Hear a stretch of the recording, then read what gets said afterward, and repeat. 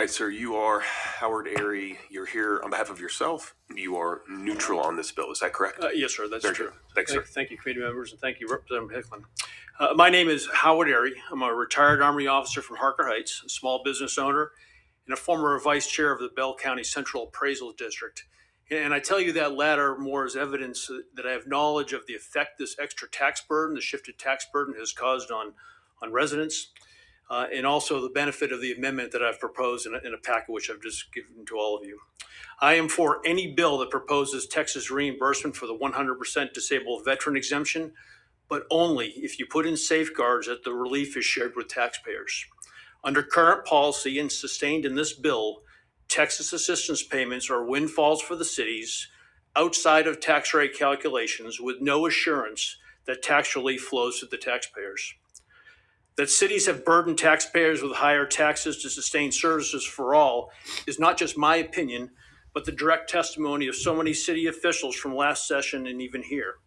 At the hearings last session, we learned the Lampasas County Commissioner told us he must burden an additional 6.6 cents of tax rate to his citizens. The Killeen City Manager attested to 11 cents of shifted tax burden. The City of Schertz said it must add 7 cents to other taxpayers. And Cibolo, which is a near carbon copy of my city of Harker Heights, in its written testimony, attested that it must add 10 cents of tax rate to provide city services for all.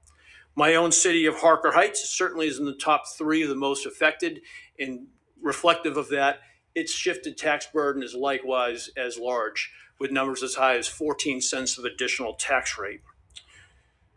This means a lot of people are paying a lot of extra money. This is neighbor funded and not Texas funded. I certainly like Representative Hicklin's approach. I very much appreciate it because she's tried to target this to those that are most affected. But taxpayers right now are funding this exemption today. And I think we can all agree the minimal reimbursement that the state now provides, about 20 cents in the dollar, you've heard Temple say 15 cents, is just for the few cities that do get it. But neighbors should not be funding that other 80%. It should be shared, any relief you provide should be shared with taxpayers. And you can do this by counting any disabled veteran assistance payment a city receives as property tax revenue for purposes of calculating the voter approval rate. I have enclosed a proposed amendment. I've shared that with my elected officials, and along with the requirement that the comptroller be directed to amend the tax rate calculation worksheet, Form 80-856.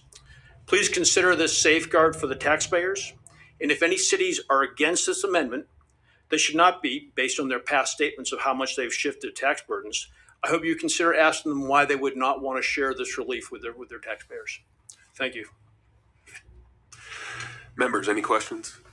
Yes, sir.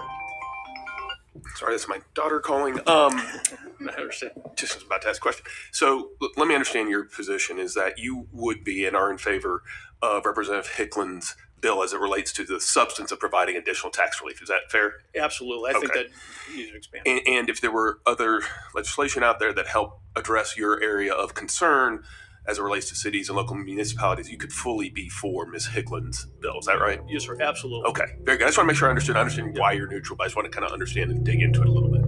Members, any other questions? All right. Thank you, Mr. Arey. Appreciate it. Thank you.